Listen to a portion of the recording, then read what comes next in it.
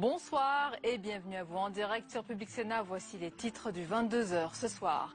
C'est peut-être un tournant dans la guerre au Mali. La ville de Tombouctou est en passe d'être sous contrôle franco-malien. Plus de 2 semaines après le déclenchement de l'opération Serval, les armées maliennes et françaises sont entrées ce lundi dans la cité mythique du nord du Mali. Nous sommes en train de gagner cette bataille, a assuré le président Hollande. Le point sur la situation dans ce journal. À la veille du débat parlementaire sur le mariage pour tous, majorité et opposition se préparent à un long marathon à l'Assemblée. Pour la gauche, il s'agit d'aller jusqu'au bout et de faire adopter ce texte, engagement de campagne. Sans surprise, la loi devrait passer, mais l'opposition compte bien utiliser toutes les ressources à sa disposition pour ferrailler contre le mariage pour tous. Notre invité, c'est le metteur en scène et directeur du Théâtre du Rond-Point, Jean-Michel Ribes, à l'initiative de la soirée hier autour de l'égalité républicaine et pour le mariage pour tous. Et puis cette question ce soir, s'achemine-t-on vers un nouveau scandale sanitaire similaire à celui du Mediator? Une fois de plus, on découvre qu'un médicament a été détourné de son usage premier. Cette fois, il s'agit d'un traitement contre l'acné, mais plus largement prescrit comme contraceptif. Le Diane 35, à qui 4 décès sont imputables. Les autorités sanitaires sont interpellées. Plus d'éléments dans ce journal. Voilà pour le programme de votre 22h. Merci d'être en notre compagnie ce soir. Tombouctou repris aux islamistes sans coup férir. L'armée française, accompagnée des unités maliennes, est en train de prendre possession ce soir de la ville mythique qui fut une capitale historique de l'islam en Afrique. Une explosion de joie a accompagné cette nouvelle avancée vers le nord-est du pays. Et plus de 2 semaines après le déclenchement de l'opération Serval, c'est peut-être aussi un tournant dans la guerre. François Hollande assure que nous sommes en train de gagner cette bataille. Tous les détails avec Sandra Cerquera.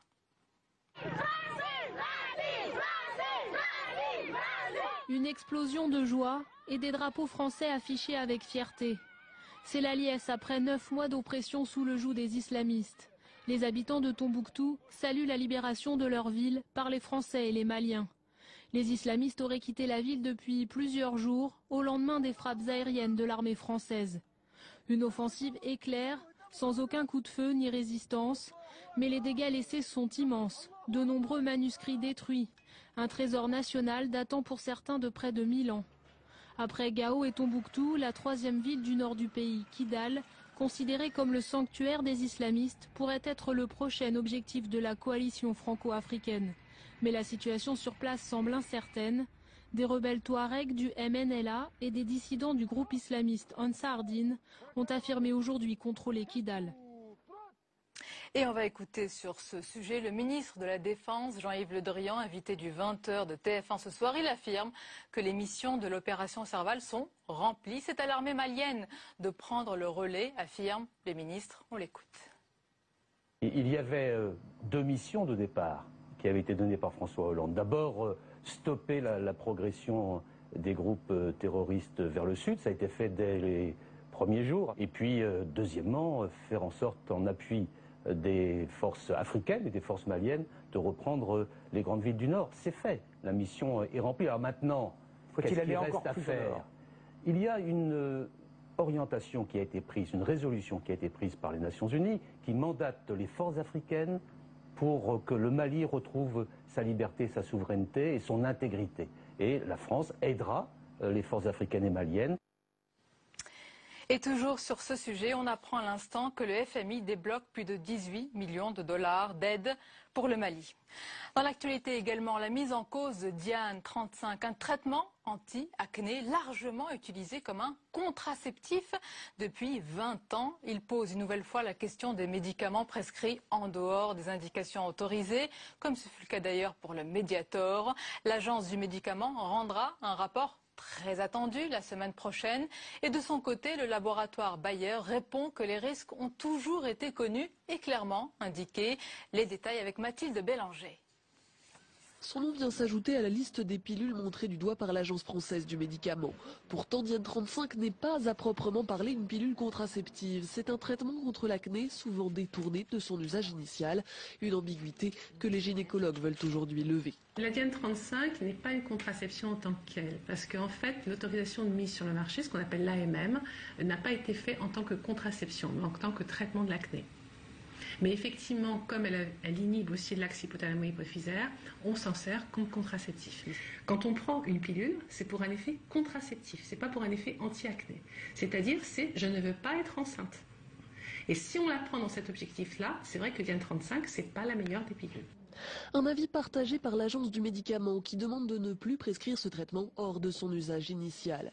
Car Diane 35 présente un risque accru de thrombose veineuse, le même risque que celui dénoncé pour les pilules de 3e et 4e génération. Pour les gynécologues, il n'y a toutefois pas lieu de paniquer, il faut bien discuter avec son médecin pour évaluer les facteurs de risque. Toute pilule a un risque thromboembolique. Donc on ne prend plus des pilules pour des causes esthétiques. Acné, cheveux, ou j'ai mal au ventre et tout, il vaut mieux éviter. Il y a d'autres traitements aujourd'hui en 2013. Et si on doit prendre une pilule, c'est vraiment parce qu'on a besoin d'une contraception et le risque, il est infime par rapport au risque d'un avortement ou d'une grossesse non désirée. L'Agence du médicament rendra un rapport la semaine prochaine sur le cas de Diane 35. De son côté, le laboratoire Bayer répond que les risques ont toujours été connus et clairement indiqués. C'est un chantier majeur pour les collectivités locales. Il s'agit de la réforme des finances locales, alors que la crise a simultanément réduit les capacités financières des départements en France et fait exploser leurs charges. Eh bien, le gouvernement se penche sur cette question sensible. Le Premier ministre Jean-Marc Ayrault a assuré aujourd'hui qu'il veillera à l'équité entre les départements ruraux et urbains les plus en difficulté. Le président du Sénat, représentant des collectivités, s'en est félicité aujourd'hui. Et puis, faillite, vous avez dit, faillite, oui. Le ministre du Travail, Michel Sapin, a affirmé dimanche que la France était, je cite, un État totalement en faillite avant de rétropédaler en indiquant qu'il s'agissait d'un trait d'humour en référence, vous vous en souvenez, à cette même expression déjà employée par François Fillon en 2007. Alors à l'époque, il y avait eu beaucoup de réactions et c'est encore le cas aujourd'hui avec, vous allez le voir, une majorité très embarrassée. On voit tout cela avec Cécile Sixou. Laisser un État totalement en faillite. Faillite, Michel Sapin a lâché le mot sur Radio J hier, mais précision faite quelques heures plus tard, le ministre du Travail aurait juste ironisé sur une formule déjà utilisée en 2007 par François Fillon. Je suis à la tête d'un État qui est en situation de faillite sur le plan financier. Malgré le tir rectifié chez les communistes, on doute. J'ose espérer que sa langue a fourché, comme on dit, mais j'ai un peu de doute. J'espère qu'il n'a pas voulu dire par là qu'il fallait absolument réduire les dépenses publiques et sabrer un peu dans les services publics français. Au sein de la majorité, on tente d'éteindre l'incendie, un peu gêné. La faillite, il n'y a plus rien à faire. Hein. On est à vendre et c'est pas du tout ce qu'a exprimé Michel Sapin. Michel Sapin est dans l'action positive et il pense qu'on peut rebondir, mais si on arrête de faire semblant. À droite, en revanche, on applaudit le réalisme de Michel Sapin. C'est tout à l'honneur de M. Sapin d'avoir utilisé ce mot, car il a dit ce que beaucoup de Français pensent, surtout dans le milieu politique. Nous vivons au-dessus de nos moyens. Il y a un moment donné où ça ne peut plus durer. En 2007, François Fillon avait assumé le mot faillite. En 2013, Michel Sapin souhaite surtout éviter que cela lui colle à la peau. Et nos invités ce soir dans le 22h, je vous les présente avec plaisir. Le metteur en scène et directeur du Théâtre du Rond-Point, Jean-Michel Rey, bonsoir. Bonsoir. Et bienvenue. Vous avez été à l'initiative avec Pierre Berger de cette soirée hier autour du thème de l'égalité républicaine et en soutien au projet de loi sur le mariage pour tous. On va en parler dans un instant. Avec nous également Guillaume Tabar. Bonsoir Guillaume, éditorialiste aux Échos. Et notre chroniqueur Jean-Louis Gombaud. Bonsoir Jean-Louis. Bonsoir. Alors Jean-Louis, faillite, est-ce que le diagnostic vous paraît conforme à la réalité ? C'est un mot très fort. Le problème, c'est qu'il est aussi fort que faux. Et c'est un mot très fort, effectivement, parce que s'il y a faillite, d'ailleurs, M. Assouline vient juste de le dire à l'instant, il n'y a plus rien à faire. C'est terminé, c'est même plus, on baisse les bras, c'est foutu. Donc, effectivement, on veut, avec des mots forts, comme on dit maintenant, ameuter la population, lui faire prendre conscience de quelque chose, et en réalité ça se retourne contre ceux qui prononcent ce genre de mots, parce que ça démobilise plus les gens, parce que ça les désespère. Mais le fond, c'est qu'effectivement, le mot est faux, puisque lorsque vous faites faillite, lorsqu'une entreprise fait faillite, ça veut dire quoi? Ça veut dire qu'elle ne peut plus faire face à ses échéances, elle ne peut plus payer ses dettes, elle ne peut plus payer les salaires, les cotisations sociales, etc. Or, ce n'est pas du tout ça à ce à quoi nous assistons. La France, d'ailleurs, depuis 1789, a toujours honoré ses dettes. Et aujourd'hui, lorsque l'on voit les taux d'intérêt que lui demandent les marchés financiers pour financer sa dette à 10 ans, 2,2%, c'est un des plus bas historiques. Et si les marchés financiers pensaient que la France était en situation de faillite, on ne serait pas à 2,2%. D'ailleurs, on serait à rien du tout, parce que plus personne ne prêterait cet argent. Par ailleurs, une entreprise en faillite, ses actifs ne peuvent pas, sont au-dessous de la dette. Or, on est très loin lorsqu'on fait ce genre de comptabilité. Alors, et je signale d'ailleurs que, en plus, ce qui est amusant, je dis ça pour M. Rib qui est là, c'est que le musée du Louvre, le château de Versailles, dans la comptabilité publique, est facturé à 1 euro, justement pour pas trop gonfler le patrimoine. Donc si même on annule ces immenses choses qui valent des milliards et des milliards, eh ben on est toujours largement au-dessus de la dette publique. Ce qui ne veut pas dire qu'il n'y a pas un problème de dette publique en France extrêmement sérieux, mais c'est une autre affaire. On l'a bien compris, mais la France n'est pas en faillite, mais on se souvient qu'il n'y a pas si longtemps, on parlait de la faillite de la zone euro. Alors c'est très intéressant. C'est très intéressant cette remarque parce qu'en fin de compte, ça montre bien que le catastrophisme, à un moment, il apparaît comme vide de sens. Évidemment, l'année dernière, rappelez-vous, c'était les banques qui n'arrivaient plus à se refinancer, les États qui n'arrivaient plus à trouver une solution, la Banque centrale européenne qui ne voulait pas se transformer malgré ses statuts. Au bord du gouffre, tant de fois. Au bord du gouffre, au bord de la faillite. Et là, on s'aperçoit maintenant qu'on est rentré en 2013 que c'est un petit peu, un peu l'inverse. Les taux d'intérêt baissent. La Banque centrale européenne est en train de se faire rembourser de manière prématurée d'ailleurs par les banques sur tout l'argent qu'elle a prêté. Donc on est plutôt dans une situation maintenant de convalescence plus que de faillite, ce qui ne veut pas dire non plus, là aussi, qu'il n'y a pas de problème très sérieux, notamment qui tiennent à la conjoncture économique. Ça fait du bien, quelques bonnes nouvelles. Jean-Michel Rib, ce soir au Théâtre du Rond-Point, chez vous, il y a un grand meeting qui a débuté, européen, intitulé l'Europe ou le chaos, reconstruire l'Europe ou mourir. Oui. Présenté comme ça, le choix il est vite fait quand même. Oui, c'est avec Arte, en partenariat avec Arte et Véronique Collat qui préside Arte, nous avons fait ça. Il y a des intervenants tout à fait prestigieux comme Umberto Eco ou Bernard-Henri Lévy. Et c'est vrai que, en tout cas sur le plan de la culture, c'est assez intéressant parce que finalement la culture c'est depuis longtemps l'Europe. C'est-à-dire que dans tous les théâtres, il y a Shakespeare, il y a le P. de Vega, il y a Dante, il y a Molière. C'est-à-dire que l'Europe est là dans la culture et je pense que c'est déjà un signe fort qu'il faut absolument sauver l'Europe et que nous rappeler qu'on est avant tout européens. L'Europe de la culture, oui, elle existe, mais l'Europe politique, Guillaume Tabar, on l'attend. Oui, on l'attend, et puis quels soient les domaines d'ailleurs. On a parlé du domaine économique, on pourrait parler bien sûr aussi du domaine militaire. On en a parlé tout à l'heure avec l'intervention au Mali. Ouais. Mais finalement, qu'est-ce qu'on voit? On a vu que l'efficacité en matière militaire, dans le cas de cette intervention, c'est précisément l'action d'un État. Bon. Et que là où l'Europe ou les États-Unis ont été utiles, c'est dans un appui logistique, voire un appui financier pour financer quelques opérations. Mais l'idée de dire qu'il suffirait qu'on ait une grande défense européenne pour être plus efficace, je pense que c'est un peu un leurre. C'est peut-être pas ce qu'on attend de l'Europe. Vous parliez d'Europe de la culture, il y a une Europe de l'économie. Peut-être que l'Europe de la défense, voilà, ça peut répondre à un peu un rêve d'intégration générale de l'Europe, mais en termes d'efficacité, et on voit bien que quand il y a une urgence, comme c'est le cas au Mali, eh bien l'efficacité d'un État est parfois plus nécessaire qu'une grande concertation de l'ensemble de l'Europe. Alors, plus rapide en tout cas. Et plus rapide. Alors autre sujet d'actualité, après la manifestation dimanche des partisans du mariage pour tous, la bataille va se porter dès demain à l'Assemblée nationale. Majorité et opposition se préparent à un long marathon parlementaire. Sans surprise, la loi devrait passer, mais la droite compte bien utiliser toutes les ressources à sa disposition pour ferrailler contre le projet du mariage pour tous. D'abord, Guillaume Tabar, l'opposition pourra utiliser des milliers d'amendements, des motions de procédure, mais c'est joué d'avance. Oui, mais à ce train-là, dès qu'il y a une majorité dans un Parlement, dans une Assemblée, eh bien, puisque tout est joué d'avance, il suffirait de supprimer le Parlement et de supprimer les discussions parlementaires.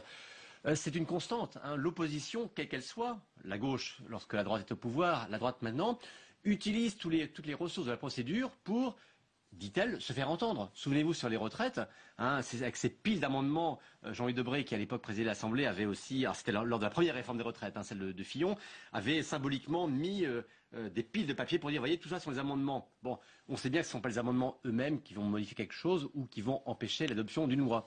Mais c'est une manière d'utiliser le temps qui est donné, d'occuper le terrain. Après tout, qu'un débat dure en l'occurrence 15 jours sur un sujet comme ça, je crois qu'on ne peut pas s'en plaindre. Et faisons confiance quand même à tous les intervenants, à droite comme à gauche, pour se mettre au niveau de ce débat. Jean-Michel Ribes, c'est joué d'avance, mais quand même, vous vous êtes mobilisé hier soir pour cette soirée.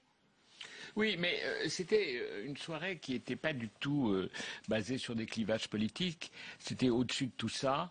Moi, je voulais que ce soit apaisé. Je voulais que ce soit avant tout une conscience républicaine, un rappel des valeurs de la République, très simplement, égalité et liberté et fraternité. Et je crois que le mariage gay fait partie de cette devise. Et je pense que une des attaques permanentes des gens qui sont contre, c'est vous êtes en train de casser les fondamentaux de l'humanité. Je pense que là, il y a peut-être un petit peu d'analyse un peu vieille, c'est-à-dire que je pense que les fondamentaux de l'humanité ont bougé. On n'est plus dans les mêmes fondamentaux que la loi du plus fort dans les cavernes, que la monarchie absolue ou de droit divin, que l'esclavage, que les enfants qui travaillent dans les usines, etc. Je pense que l'humanité est quelque chose c'est du mépris pour l'humanité de dire qu'on reste sur des fondamentaux. L'humanité avance, progresse, et l'humanité devient de plus en plus humaine. Et je pense que cette ouverture vers une reconnaissance comme ça d'une partie de la population qui n'est pas des sous-citoyens, mais simplement des gens comme les autres, sauf que leur sexualité est différente et qui veulent avoir les mêmes droits à travers le mariage, est simplement une ouverture.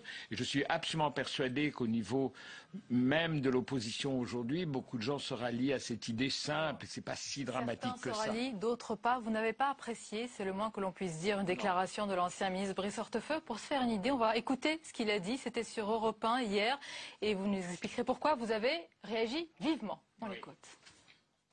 Permettez-moi peut-être d'abord une réflexion sur le défilé. Nous avons eu, il y a 15 jours, l'exemple d'un défilé, d'une manifestation du peuple. Et nous aurons sans doute aujourd'hui une manifestation. À ce stade, nous savons que ça sera une manifestation déjà people. C'est déjà quelque chose. Après, il y aura peut-être une manifestation plus large. Mais en tout cas, je voudrais juste faire une réflexion. C'est que je trouve que l'on soit opposant ou partisan, que c'est un bon signal. Jean-Michel Ribes, est-ce que vous n'avez pas été trop loin en qualifiant l'ancien ministre d'homophobe? Non, mais vous savez, il y a un moment... derrière tout ça, qu'est-ce que ça veut dire people? People, ça veut dire peuple aussi. Hein. Et puis, je trouve que de stigmatiser et de mettre en exclusion des artistes intellectuels et syndicalistes et des hommes politiques qui viennent simplement dire, parce qu'ils n'ont pas eu beaucoup la parole, dire leur opinion, réduire ça à l'éternel people, gauche caviar, gauche champagne, etc. Oui, il y a un fond dans tout ça, il y a un fond de contre, et finalement, c'est contre le mariage homosexuel. Donc, il y a un fond d'homophobie qui, comme ça, comme l'antisémitisme latent, comme tout ça, qui est caché derrière ce genre d'opposition. La parole à Guillaume Tabar, mais Bernard-Henri Lévy parle je le cite, d'une marée noire d'homophobie qui se répand. Franchement, est-ce que ce n'est pas exagéré? Est-ce qu'il faut de tels propos empathiques et grandiloquents pour faire avancer une cause? Mais attendez, le problème n'est on ne fait pas avancer une cause. Vous avez vu quand même, excusez-moi, vous avez entendu, on a comparé François Hollande à Hitler. J'ai fait un débat l'autre jour où il y avait des jeunes étudiants qui ont dit « Attends Henri, ça va, les homosexuels, déjà qu'on les laisse vivre, ça suffit. » Les choses se lâchent. Je veux dire que c'est comme l'extrême droite. L'extrême droite, tout d'un coup, est soi-disant décomplexée. Donc tout d'un coup, les monstres apparaissent. Oui, c'est pas quand même...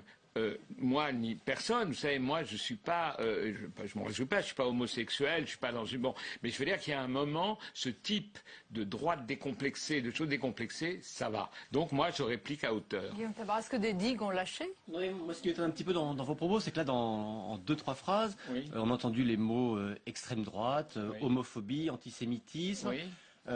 Ça fait beaucoup. Quand même pour... Mais c'est beaucoup. Oui, mais il y a beaucoup. Oui, mais avez-vous senti... Vous avez vu les tweets en ce moment qui se font sur l'antisémitisme? Enfin, je sais pas, ça fait beaucoup. On semble ne pas entendre tout ça. Non, mais il y a qui est un débat en France sur une vigilance à l'égard de l'antisémitisme. Je pense que tout le monde sera d'accord pour le dire. Bon, sincèrement, pour avoir suivi d'un peu près le débat sur le mariage homosexuel, pour avoir suivi d'un peu près la manifestation du 13 janvier, pour avoir regardé aussi celle d'hier, je n'ai pas vu la moindre trace d'antisémitisme, enfin, de rapprochement. Non, attendez, comprenez-moi, cher monsieur. Oui. Je ne dis pas qu'il y a eu de l'antisémitisme dans cette manifestation. Je veux dire que c'est ces choses latentes. C'est des choses latentes. L'homophobie, pardonnez-moi. J'ai débattu avec l'admirable actrice qu'est Brigitte Bardot tout à l'heure, et qui a réussi un rôle enfin merveilleux dans sa carrière. Mais je m'excuse, quand elle dit « j'entraîne les troupes », ça, moi je ne suis pas homophobe. Le problème, c'est que peut-être elle ne l'est pas, mais derrière, excusez-moi, vous ne pouvez pas me dire... Oui, que le million ou les 500 000 personnes qui étaient dans la rue le 13 janvier étaient des gens qui étaient homophobes. Je ne suis pas sûr qu'ils adorent, en effet, l'homosexualité. Maintenant, qu'ils ne soient pas homophobes. Vous avez suivi de près ces débats. Je vous félicite et je peux vous dire que j'étais pas loin de les suivre non plus. Et j'ai quand même entendu des choses qui sont effrayantes et c'est pour ça qu'à hauteur de ces réactions vives, quand même, quelqu'un qui dit que François Hollande c'est Hitler... Mais le garçon en question d'abord, il s'en excusait au bout d'une demi-heure. Il l'a dit. Moi aussi, je suis désolé. Alors, je peux vous dire, quand j'ai dit ça à l'hortefeux, ça m'est sorti comme ça. Je suis sûr qu'il ne fait pas de la chasse au PD toute la journée. Mais quand même, il y a quand même un mouvement. Ce garçon a dit une énormité, qui a été condamné par tous les organisateurs. Dans l'instant, il s'en est lui-même excusé. Ça n'excuse pas le propos lui-même. Mais je vous citais d'ailleurs l'exemple de Pierre Berger. Moi, c'était vendredi sur BFM, chez Rutel Krief, où il dit, en parlant précisément du 13 janvier, il dit « cet humus antisémite ». Bon, et ils disent, vous voyez, ils ont aujourd'hui leur bon PD comme on avait hier son bon juif. Honnêtement, enfin, c'est bon. Et excusez-moi, je vous ai écouté tout à l'heure débattre avec Brigitte Bardot sur Europe 1, sur RTL, pardon, sur RTL. Ouais, excusez-moi, là, oui, c'est bon. Bon, j'entends dans votre débat, c'est vous et c'est elle, ça vous regarde entre vous. Mais quand je vous ai entendu dire, peut-être que j'ai entendu trop vite, hein, mais un papa, une maman, ça donne aussi Hitler. Bah oui. Non mais attendez, l'argument de dire bon, un père et une mère sont à dire voyez, on réduit les arguments à hauteur de la réduction de la personne en face. Elle dit des choses qui sont quand même extrêmement baroques. Je veux dire que et puis je trouve que cette charmante Brigitte Bardot, elle mange à tous les râteliers, c'est-à-dire qu'elle défend l'homophobie. Non mais attendez, elle dit non mais en plus mais non mais je veux dire que c'est ce que vous parlez. Non, mais je veux dire, l'éternelle histoire de dire un papa, une maman, il n'y a rien de mieux au monde, c'est un papa, une maman. Je veux dire, un un des anti-mariages gays, qui est M. De Villiers, ses enfants, on ne peut pas dire que ce soit une réussite formidable. C'est honnêtement, c'est pas correct. Non, mais attendez, j'arrête pas. Mais non, mais c'est pas correct. C'est des gens qui n'arrêtent pas de nous donner des leçons. On peut remarquer que ces leçons ne marchent pas. Dire que quelqu'un n'a pas le droit de tenir un discours sous prétexte qu'il vit une épreuve familiale, honnêtement, c'est pas. Non, je dis pas qu'il n'a pas le droit de tenir un discours. Je veux dire que son exemple. Ce que Philippe de Villiers vit à travers ses fils. Je ne le souhaite à personne, ni à vous, ni à moi de le vivre. Mais si on va pas rentrer dans l'histoire familiale.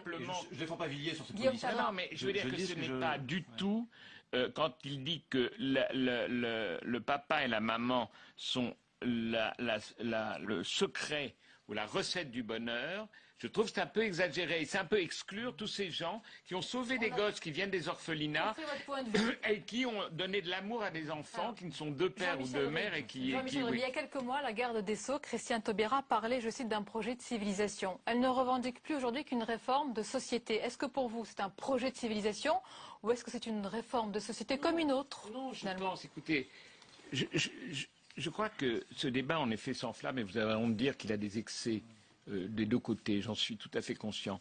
Je veux dire simplement qu'il me semble, tout simplement, que ça va dans le sens de l'histoire, que la société s'ouvre, qu'elle n'exclut plus un certain nombre de gens qui ont quand même été traités simplement comme des gens qu'il fallait guérir, en gros. Et je crois que de leur donner des droits, et s'ils ont envie de se marier, je ne vois pas qui ça dérange. Et cette histoire de filiation me semble une aberration, car quand un célibataire aujourd'hui adopte un enfant, où est la filiation? Est-ce que vous n'êtes pas d'accord avec moi que souvent la filiation, ce sont les idées, c'est la culture, c'est un certain nombre de choses. On n'est pas dans un débat parce que je ne suis pas là pour exprimer une idée mais j'en supplie. Bon, écoutez, non mais oui, autant qu'il faille pallier à certaines... Pallier certaines, j'en supplie. J'en supplie. Alors là... Je ne voulais pas le dire. Je supplie un journaliste des Échos qui fait des fautes de français. Non. Surtout que c'est une des fautes sur lesquelles effectivement je suis assez sourcilleux et que Vincent Payon a fait lui-même dans une lettre au professeur. Si le ministre de l'Éducation a fait la faute. Hein. Qu'il faille pallier des blessures de la vie, que des enfants, pour toutes sortes de raisons, se retrouvent seuls. Bon, qu'on cherche à leur donner le cadre et la protection d'une famille, oui. La différence, et c'est là on bascule aussi dans tout le débat sur la PMA, sur la GPA, qui quoi qu'on dise... On ne parle pas de la PMA aujourd'hui. Oui, mais c'est lié. La manifestation de dimanche avait ça comme mot d'ordre officiel. Oui, mais le débat on est toujours dans cette articulation, le gouvernement dit c'est pas mon texte. Cher monsieur, je ne vous connais pas, mais vous avez l'air extrêmement tolérant, extrêmement gentil. J'essaie de l'être. Oui, extrêmement gentil, extrêmement souriant, comme monsieur d'ailleurs. Franchement. Est-ce que ça vous gêne vraiment que des homosexuels se marient? Qu'est-ce que ça va changer à votre vie? Dans 10 ans, tout le monde en rigolera comme le Pax aujourd'hui. Et si je vous propose de finir avec une note d'humour, vous êtes d'accord? Avec l'humoriste Christophe Alévêque, puisque Jean-Michel Aubry, Christophe Alévêque était présent au Théâtre du Rond-Point hier. Je voulais vous dire avant que ce charmant Christophe passe, il y a quand même, moi j'ai terminé mon discours d'ouverture en me disant, je veux quand même rappeler les mémoires de l'acteur américain Bob Smith, qui quand son oncle est arrivé terrorisé en lui disant mais tu es gay, Bob? Tu es homosexuel? J'espère que tu vois un psychiatre. Il a répondu non, mon oncle, je vois un lieutenant de marine. Vive les lieutenants, vive la marine. Et Christophe Alévêque a souligné hier soir, donc chez vous, la solidarité des homos avec les hétéros. A-t-il dit, c'est très bien. Avec cette loi sur le mariage pour tous, ils vont être désormais confrontés au divorce, au juge et à la prestation compensatoire. Voilà, les problèmes pour tous aussi. Ben oui, bien sûr, c'est bien ça. sûr. Et les droits pour tous, et les emmerdements c'est important. pour tous. En tout cas, merci d'avoir été notre invité, d'avoir participé à ce débat. Merci Guillaume Tabar, merci Jean-Luc Gombault. La dernière page du 22h avec à présent tout ce qui vous a échappé dans le reste de l'actualité. Regardez, c'est le tour de l'info. Il est signé ce soir Sophie Normand.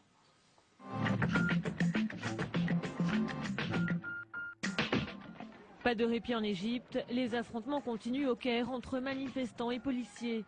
5 jours maintenant que les violences durent, les plus meurtrières depuis l'élection en juin de Mohamed Morsi, premier président islamiste d'Égypte.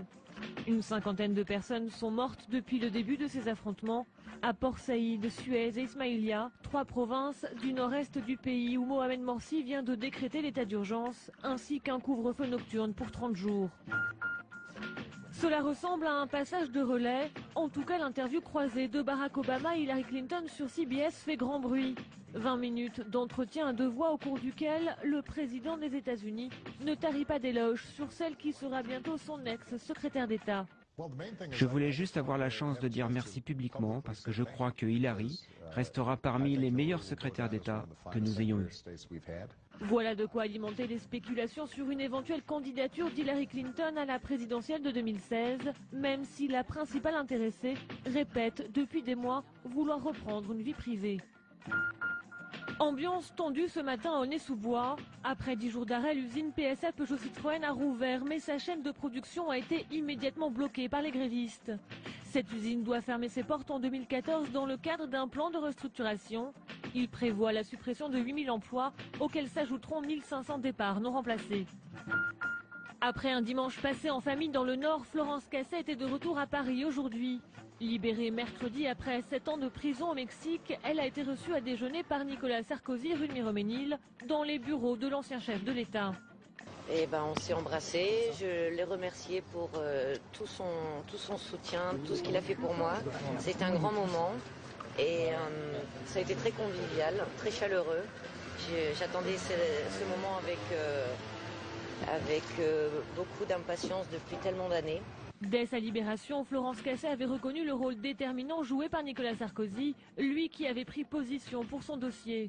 Après une tournée marathon des plateaux télé et radio, celle qui a toujours nié les enlèvements dont elle a été accusée au Mexique dit vouloir retourner à sa vie. Alors que les forces françaises ont repris Tombouctou aujourd'hui, 2 semaines après le déclenchement de l'opération Serval au Mali, Olivier Ménégold revient dans le Figaro sur la progression des militaires vers la célèbre ville du désert. Une victoire pour François Hollande et les forces françaises, mais la guerre n'est pas encore gagnée.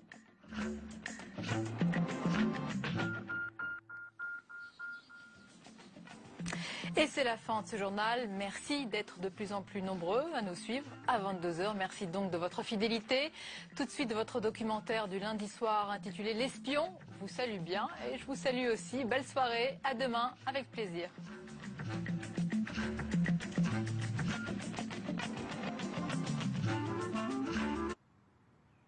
Avez-vous été agent secret? Oui.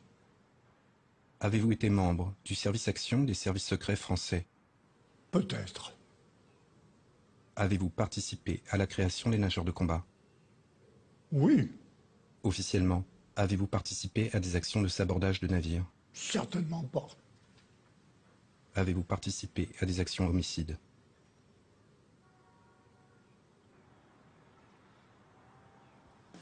Cet homme s'appelle Robert Maloubier, alias Bob.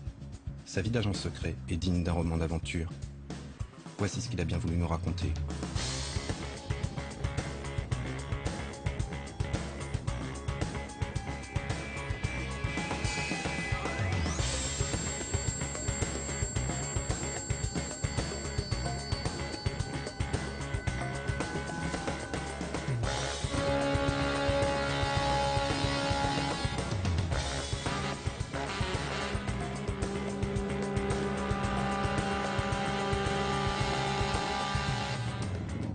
« 20 décembre 1943, région de Rouen.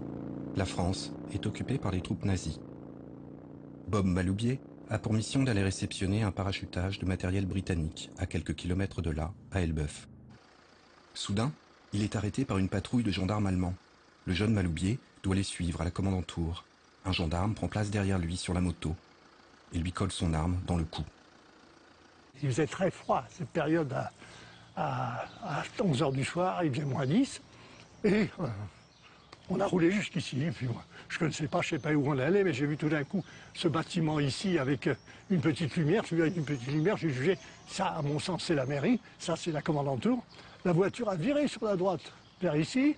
Moi, j'ai fait semblant d'avoir les freins qui ne marchaient pas. Je l'ai dit d'ailleurs au flic derrière moi. J'ai dit, prenne ça, nicht gut. Ah, il a compris. Le fritz, à ce moment-là, en confiance, m'a tourné le dos, a laissé pendre son Luger. Là, j'ai pris ma moto, je suis tombé dessus. Et à ce moment-là, je suis parti en courant, là, en direction de l'autre bout de la place. Les 4 gendarmes, évidemment, se sont mis à me tirer dessus avec Luger, mitraillette, etc. Et ça pétait de tous les bords sur la place ici. Et je suis arrivé tout d'un coup, là, sous la lune, devant une femme qui tendait un poupon, un poilu. Je me disais, c'est complètement psychédélique. J'ai compris à la dernière seconde que c'était le monument aux morts. Donc je l'ai évité et je suis parti vers la rue là-bas.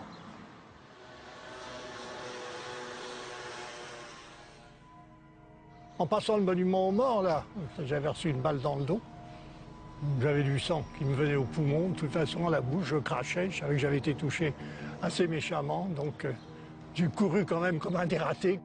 Bob s'enfonce dans l'obscurité. Alors qu'il se croit dans une impasse, ce qu'il prend pour un mur noir s'ouvre devant lui. C'est un pont. Dans son dos, les balles sifflent. Une fois le pont passé, les tirs cessent. J'ai marché jusqu'ici à peu près 1 kilomètre en crachant le sang, en me disant je suis tranquille. J'ai découvert ici qu'il y avait un petit canal de dérivation de, je sais pas, 5-6 mètres de large ou 7 mètres, je ne me souviens plus, qui n'avait pas l'air très profond. Ici, il y avait une barrière comme ça, il y avait des cabanes de pêcheurs. J'ai franchi le canal ici avec de l'eau jusque-là, il faisait moins 10, un peu froid, et ce champ devait exister. Mais il était couvert de givre, et sous la lune, c'était étincelant. Bob se souvient de sa formation d'agent. Dans ce type de situation, mieux vaut se dissimuler au beau milieu d'un champ, plutôt que dans des fourrés. Les gendarmes ont commencé à battre les buissons, effectivement, ils ne sont pas allés au milieu du champ. Et à ce moment-là, vers minuit, j'ai entendu un ronronnement d'avion, et c'était l'avion qui venait faire le parachutage à Elbeuf, qui passait au-dessus. Alors à ce moment-là, il y a des sirènes qui ont commencé à sonner partout, mes Allemands ont pris leurs chiens et sont repartis dans l'autre sens. Et je me suis retrouvé sur mon champ, voilà. Et je suis mort.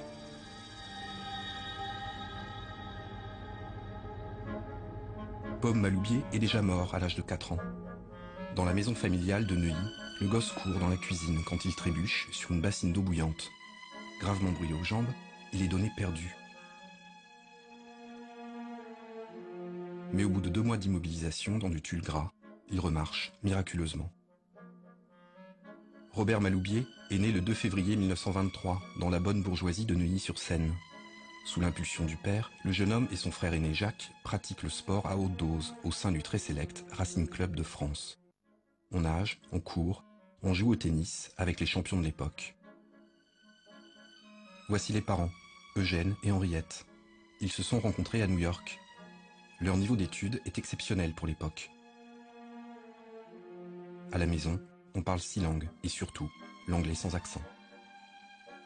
Dans l'insouciance de cette jeunesse dorée, l'adolescent a une idée fixe. Devenir pilote de chasse. Pour ce faire, il doit d'abord obtenir son baccalauréat. Mais les bruits de bottes qui résonnent dans toute l'Europe se font de plus en plus menaçants. Le 1er septembre 1939, l'Allemagne nazie envahit la Pologne.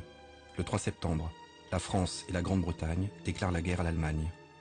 Le 10 mai 1940, les troupes d'Hitler enfoncent les lignes françaises. Les Allemands s'approchent de Paris.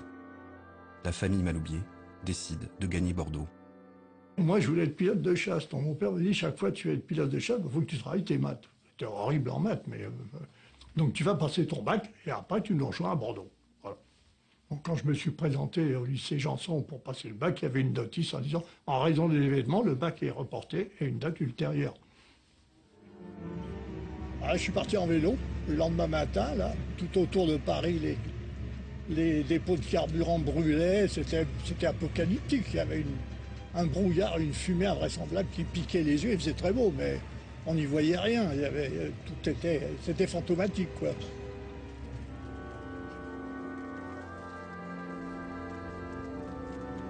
Alors là, ça a été le début de l'exode. Des millions de gens sur les routes. Depuis Paris, il y avait des corbillards, il y avait des camions, il y avait des bus.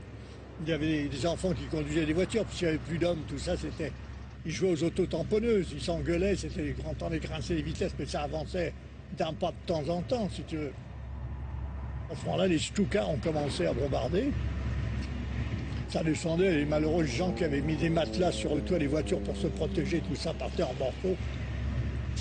Je suis arrivé à Bordeaux, mon père m'a dit, on a entendu le message de Pétain en disant qu'il demandait l'armistice. Mon père, lui, a entendu le message du 18 juin. Il m'a dit, bah, ensuite, il faut mieux que tu partes en Angleterre. Tu vas pas rester avec des nazis ici. Tu es jeune, tu voulais être pilote de chasse. Pardon, en Angleterre. Le port de Bordeaux est fermé. Pour rejoindre Londres, une solution s'offre 300 km plus au sud, à Saint-Jean-de-Luz. Des navires embarquent encore les restes de l'armée en déroute. Mais une fois sur place, le jeune Maloubier est repoussé, car il n'est pas militaire. Dès le dernier cargo parti, le port de Saint-Jean-de-Luz est fermé à son tour. Tous les ports de l'Atlantique sont fermés. Bob Maloubier prend la direction de Marseille, toujours dans l'espoir de trouver une embarcation pour Londres.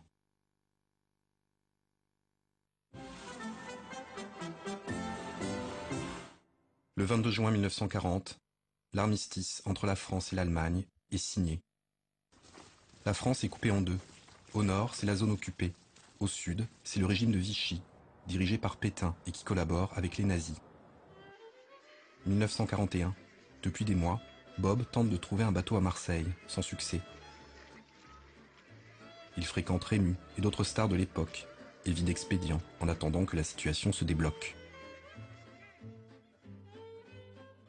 Le régime de Vichy est alors autorisé par les Allemands à reconstituer une petite armée d'armistice. Les nouvelles recrues pourront choisir leur lieu d'affectation. Le sang de Bob Maloubier ne fait qu'un tour. Donc on s'est engagé dans l'aviation en disant on va être affecté en Tunisie, on va faire l'école de pilote, et puis au premier vol, paf, on s'en va. Il n'y avait plus d'école de pilotage, il ne me l'avait pas dit. Il n'y avait pas de pilote sur le terrain, on était au sol. Bob se tourne les pouces sur la base de Bizerte en Tunisie, qui est alors un protectorat français. Il se lie d'amitié avec Henri Silol, un type de son âge qui rêve également de devenir pilote de chasse. 1942, les alliés américains et britanniques débarquent à Alger. Contrairement aux apparences, ils ne sont pas en terrain conquis, mais les autorités de Vichy, en principe alliées des Allemands, n'opposent qu'une faible résistance. Objectif stratégique, prendre en tenaille les troupes allemandes et italiennes qui se battent contre les Anglais en Libye. Bob Maloubier et son ami Henri Silol décident de rejoindre les troupes alliées à Alger avec la ferme intention de gagner Londres, devenir pilote et combattre les nazis. Alger, 1000 km à pied, ça fait long. Il me dit, ne t'inquiète pas, sous l'escalier du mess des officiers, j'ai trouvé 2 vélos. Ah, oui, on va piquer les vélos, on va partir avec. Les 2 jeunes hommes parcourent 300 km à vélo jusqu'à Beaune, en Algérie. ils croisent plus vite que prévu la route de l'avant-garde alliée. C'est la 93e division anglaise qui se rend en Tunisie. Et là, à ce moment-là, on a été mitraillé, pris à partie par un paquet de Dornier 17, de Messerschmitt 110 et de Henkel 111 qui ont bombardé en rase-motte, etc. C'était plein de morts et de blessés. Nous, on s'est retrouvés sous un tas de terre, sous un arbre, indemne, avec mon copain. Au milieu du chaos, Bob et son anglais parfait vont faire merveille auprès des troupes britanniques. En remerciement, un major veut l'embaucher. Mais les rêves de pilote sont tenaces et Maloubier préfère un laissez-passer pour rejoindre Alger. À Alger, depuis le débarquement allié, la confusion règne. Par méfiance envers De Gaulle et la France libre, les Américains ont décidé de conserver l'autorité de Vichy. Cette autorité est incarnée par l'amiral Darlan, mandaté par Pétain. Mais le Premier ministre britannique, Churchill, ne l'entend pas de cette oreille. Pour lui, De Gaulle est le seul représentant légitime de la France. Il a décidé de régler le différend qui l'oppose aux Américains à sa façon. Churchill va employer son arme favorite, les services secrets. Le SOI, en français Direction des opérations spéciales, a été fondé en 1940 par Churchill. Il a pour mission de déstabiliser l'ennemi par tous les moyens, sabotage, assassinat, désinformation. Lorsque Bob et Henri Silol arrivent à Alger, la ville est un nid d'espions. Avec mon laissez-passer, une lettre de recommandation en disant que j'avais été très utile, on s'est retrouvés hébergés par les Anglais. Donc là, il y avait un grand major britannique qui venait nous faire, on ne sait pas pourquoi un major, un caporal aurait dû faire l'affaire, qui nous apprenait à tirer, à jouer avec des explosifs, à faire du combat sans armes, etc., puis qui nous a raconté nos histoires. Ce major s'appelle Jacques Vaillant de Guélis, un officier qui a déjà à son actif plusieurs missions d'infiltration en France occupée. Bob et Henri Silol viennent de croiser la route du SOI. Là, j'ai retrouvé tout à fait par hasard un ami à moi de Neuilly-sur-Seine, qui lui était à l'institution Sainte-Croix, alors que moi j'étais au lycée Pasteur, qui s'appelait Fernand Bonnier de la Chapelle. Il était très boy scout, il était très catholique, très croyant, monarchiste. Pour lui, c'était Dieu et le roi, il n'y a pas de problème. C'était un garçon avec les cheveux coupés bien courts, bien propres, toujours pré-chef, un regard très franc, un menton avec une fossette, joli garçon. Fernand Bonnier de la Chapelle et un groupe de jeunes royalistes sont formés et entraînés par le SOI. Ce que Bob ne sait pas, c'est que ce groupe de royalistes est au centre d'un complot. À force de manipulation psychologique, le SOI a réussi à convaincre Fernand et ses amis que l'élimination de l'amiral Darlan est la première étape qui conduira au retour du roi sur le trône de France.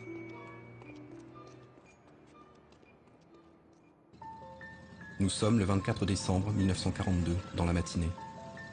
L'amiral Darlan est en déplacement à Alger. Pendant ce temps, le groupe de jeunes royalistes entraînés par le SOI décide de passer à l'action.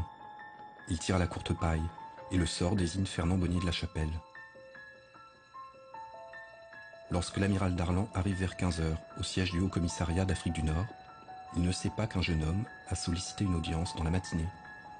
Il ne sait pas non plus que ce jeune homme est revenu et l'attend patiemment. Quand l'amiral se présente, Fernand Bonnier de la Chapelle vient à sa rencontre. Le jeune royaliste vient de tuer Darlan. Il est fait prisonnier sur le champ. À défaut de couronne, les royalistes porteront le chapeau. Donc le jour de Noël, Giraud, qui était à ce moment-là le second de Darlan, a été nommé commissaire, c'est-à-dire gouverneur de l'Afrique du Nord. Et il a réuni un tribunal dans la journée de Noël, et le jour de Noël, et Bonnier a été fusillé le 26 à l'aube.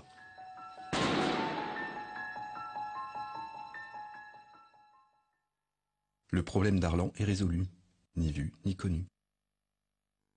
Dans cette mystérieuse histoire, le SOI de Churchill est-il seul en cause? Ce télégramme très secret livre peut-être une partie de la réponse. Il est daté du 15 décembre 1942, 9 jours avant l'assassinat. Il parle d'une combinaison susceptible d'écarter l'amiral. Pour le général de Gaulle, secret le plus absolu. Êtes-vous au courant? Réponse faite par général, oui. L'élimination de Darlan impose en Afrique du Nord le général de Gaulle, dont les Américains ne veulent pas. Pour l'heure, Bob Maloubier et son ami Henri Silhol ont d'autres chats à fouetter. Ils sont, comme tous les Français du SOI, assimilés au complot. Ils se retrouvent en cavale. Et le lendemain, on avait filé chez le major de Guélis, on pourrait leur dire major, on est là, la police derrière nous, il faut faire quelque chose. Il dit, je m'occupe de tout. J'ai dit, vous nous envoyez en Angleterre, on va être pilote de chasse. Du pilote de chasse, c'est pas ce qui manque. Mais ce qui nous manque, c'est des agents secrets parlant le français. Alors c'est à prendre ou à laisser. J'ai dit, major, dans l'état actuel des choses, nous prenons. Bob Maloubier et Henri Silhol sont discrètement exfiltrés par le SOI. Bob part enfin pour Londres.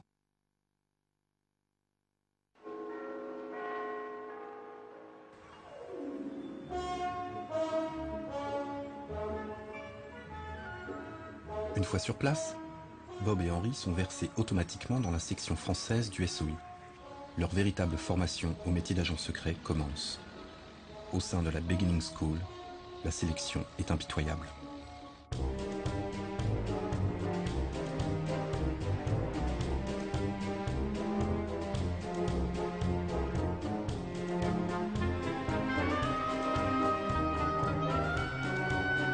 Explosifs, sabotage, orientation, tir, technique d'infiltration, parachutage, étude des unités ennemies, rien n'est laissé au hasard.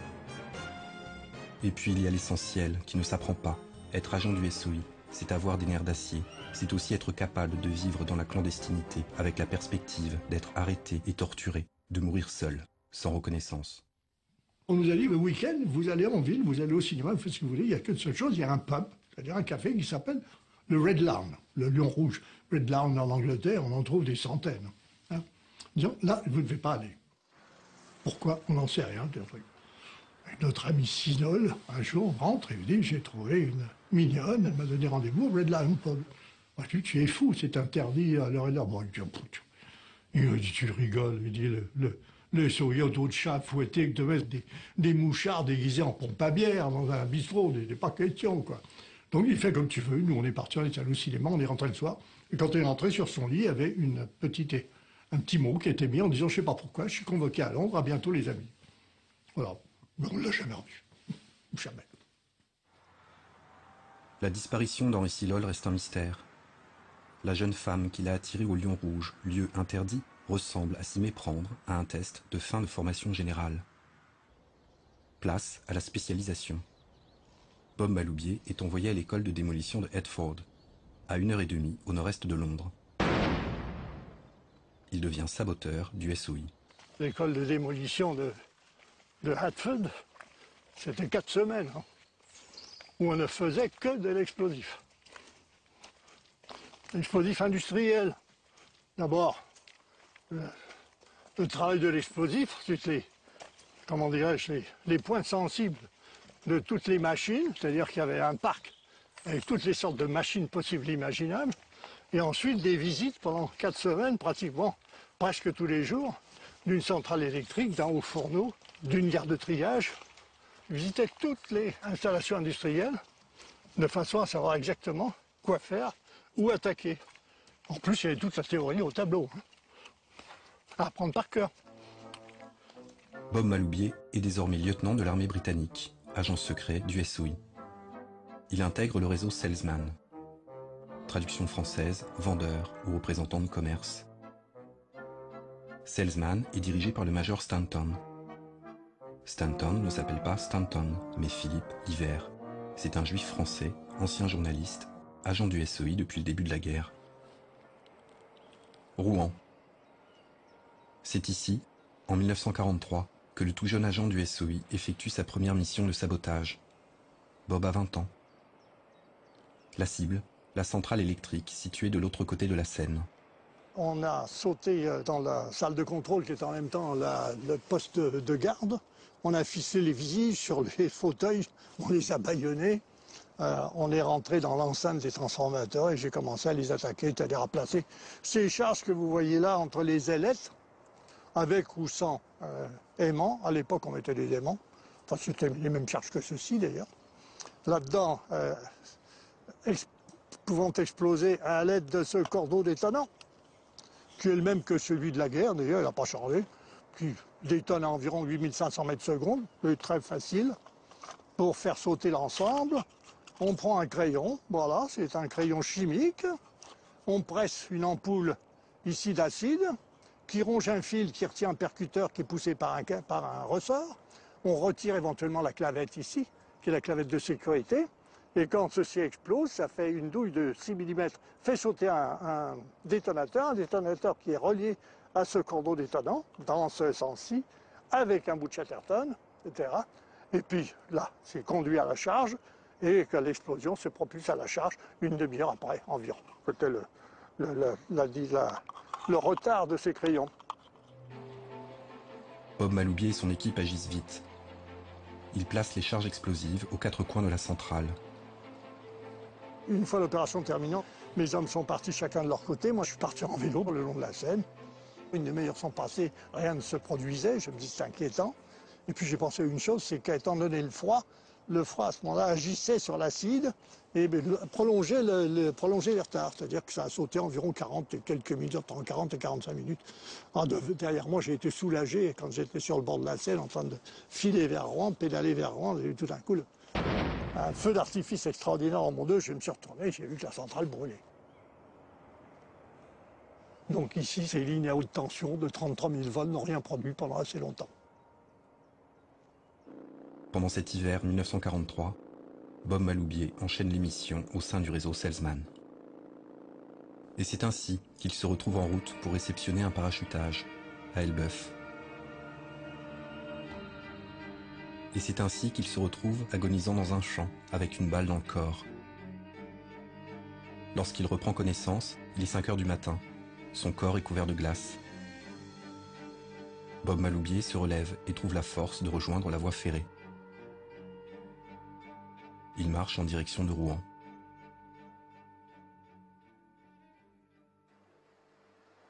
Et là, j'avais déjà fait 9 km à partir de 5 heures du matin. J'étais quand même bien essoufflé. Et j'ai quand même monté mes 5 étages. Et Madeleine, qui était ma cousine, a juste ouvert la porte de ma chambre, m'a vu et m'a laissé me tomber dans le lit et est allé appeler le médecin du réseau. Voilà. Ses compagnons le jugent perdu et se préparent à l'enterrer discrètement. Ils utilisent des sacs à patates pour lui coudre un linceul de fortune. Mais la mort ne veut toujours pas de lui. Stanton décide de me renvoyer en Angleterre parce que bien sûr il n'est pas question de passer dans un hôpital. Donc on ne savait pas du tout ce que j'avais, qu'est-ce que j'avais comme blessure. On savait que la balle avait percé le poumon, probablement le foie. Ils ne savaient pas, ils ne pouvaient pas la trouver, on ne pouvait pas faire de radio. Mais pour avoir trouvé un avion, un pick-up, comme on dit à l'époque, ça ne se faisait pas comme ça. C'est pas comme Air France maintenant. Hein. On ne prend pas son billet. Là. Les 6 avions qui atterrissaient du côté de la vallée de la Loire, en clandestinement de nuit, il y avait des rendez-vous à prendre avec le chef des opérations aériennes. Il avait un certain nombre de passagers, il fallait se mettre dans le lot, etc. Donc, il se trouve qu'on a passé en fait près de 14 jours sur une LZ, une landing zone, c'est-à-dire une piste à 20 km au nord d'Angers, et puis ensuite 2 jours la lune d'après, c'est-à-dire il a fallu 1 mois et des poussières avant que je puisse partir en Angleterre. Une fois sur place, Bob est pris en charge par un médecin du SOI. Ce brave médecin m'a dit bon, qu'est-ce qui vous est arrivé? Je lui ai expliqué, il m'a dit bon, bah, vous avez pris quoi? Vous avez pris un bain à température actuelle moins 10 degrés, l'eau à 0. Bon, ça va. Simplement, ça a arrêté toute hémorragie, mon vieux, vous pouvez rentrer chez vous maintenant. Pas de radio, rien du tout. Expéditif. Le major Stanton est heureux de voir Bob sur pied, d'autant que la suite de l'aventure va être copieuse. Il a recruté un nouveau membre dans l'équipe. Les présentations ont lieu dans un club où le groupe Salzman a ses habitudes.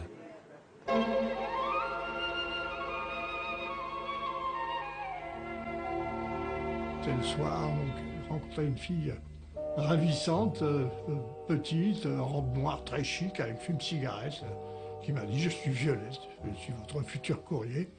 Elle était bilingue, elle était de mère française, de père anglais. Son père était féru de gymnastique et d'acrobatie, donc il l'avait formée. Donc quand elle a fait le stage de commando qui demandait beaucoup d'équilibre, etc., elle a épaté tout le monde. Et en plus, Quand elle était jeune, elle adorait tirer dans les foires, donc c'était un excellent pistolet. Voilà. Violette Szabó a 22 ans. Elle est la veuve d'un légionnaire français, tué en 1942, et la mère d'une petite fille de 2 ans. Le débarquement n'est un secret pour personne, même pas pour les Allemands. La seule question est quand? Au SOI, la nouvelle mission du groupe Stanton est de rejoindre le maquis du Limousin et de tout mettre en œuvre pour ralentir la progression des renforts allemands en direction de la Normandie.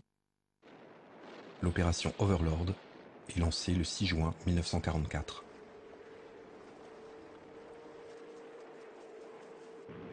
Dans la nuit du 7 au 8 juin 1944, Stanton, alias Hamlet, Bob Maloubier, alias Paco, et Violette Szabó, alias Louise, s'envolent pour le Limousin. Au petit matin, ils sautent en parachute à quelques kilomètres de Sussac. Sur place, c'est la surprise. Les maquisards du Limousin se déplacent à découvert, sans crainte apparente des Allemands. Les véhicules roulent tout feux allumés, au mépris des attaques aériennes. C'est que le maquis du Limousin est une zone nettoyée, dans laquelle les Allemands n'osent plus se montrer. Les troupes sont dirigées par Georges Guingouin, un instituteur communiste. Surnommé le préfet rouge, Guingouin est doté d'un sens tactique hors du commun. En juin 1944, le maquis regroupe près de 3000 hommes. Guingouin est un chef militaire au caractère très affirmé, et le groupe Stanton a du mal à travailler avec lui. Il cherche donc à prendre contact avec d'autres maquisards plus coopératifs en Corrèze. Violette a pour mission d'établir la liaison. Le maquisard Jacques Dufour se porte volontaire pour la conduire à son lieu de rendez-vous, à 50 km au sud. Stanton a dit à Jacques Dufour, mais vous êtes sûr, vous ne voulez pas faire une reconnaissance de cette nationale 20, vous voulez traverser quand même une nationale, quoi. Là, Paris-Toulouse, c'est une ville qui peut être... Oh, il dit non, moi j'habite à Salon-la-Tour, c'est un village qui est à cheval. Donc généralement, si jamais je me présente, on va venir me prévenir, s'il y a des Allemands par hasard. Mais il me dit, mais je l'ai fait 20 fois. Les craintes de Stanton sont justifiées. La nationale 20 n'est pas qu'une nationale, c'est également l'axe par lequel les Allemands remontent vers la Normandie. Le voyage ne doit pas excéder 1 heure. La voiture suit la route sinueuse en direction de la Corrèze. Jacques Dufour roule lentement. Violette a posé une mitraillette sur ses genoux. Elle explique à Jacques le fonctionnement d'un nouveau type de plastique qui est posé à ses pieds. À l'entrée de Salon-la-Tour, Jacques et Violette aperçoivent des casques allemands derrière les haies. En contrebas se trouve la nationale 20, gardée par des soldats armés de mitrailleuses. Il est trop tard pour reculer. Donc Jacques est descendu sur le côté gauche, Violette à droite, les Allemands commencent à tirer. Violette commence à tirer depuis ce fossé, Jacques depuis celui-ci. Et puis à un moment donné, Violette s'écrie en disant « Ah, j'en ai eu un !» Elle dit « T'occupe pas de ça, il faut qu'on file. » Donc le seul moyen de filer, c'est de filer à travers ce champ là de blé qui monte.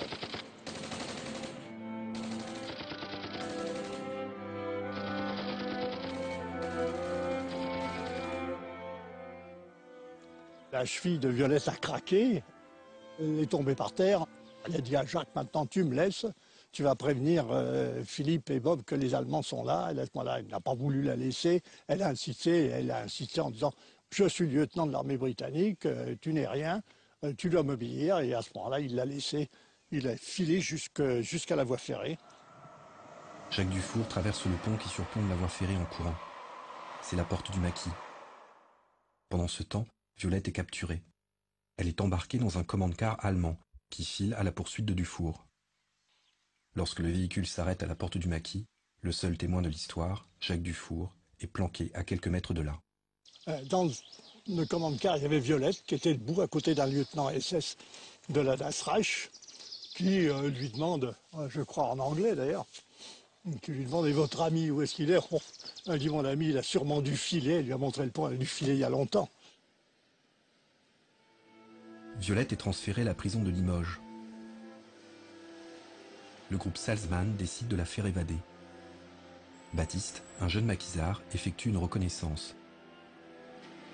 Baptiste a pris environ 1 semaine pour faire ses préparatifs et malheureusement, Violette a été emmenée à Villefoche à Paris. On est arrivé trop tard.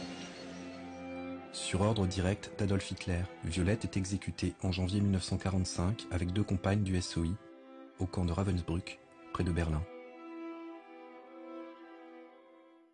« Je sais ce que c'est que de perdre des amis », dit Georges Guingouin à Bob. Mais il y a une guerre à terminer. 2 objectifs, libérer Limoges et ralentir la progression des SS de la division Das Reich. Maloubier y emploie tout son talent de dynamiteur.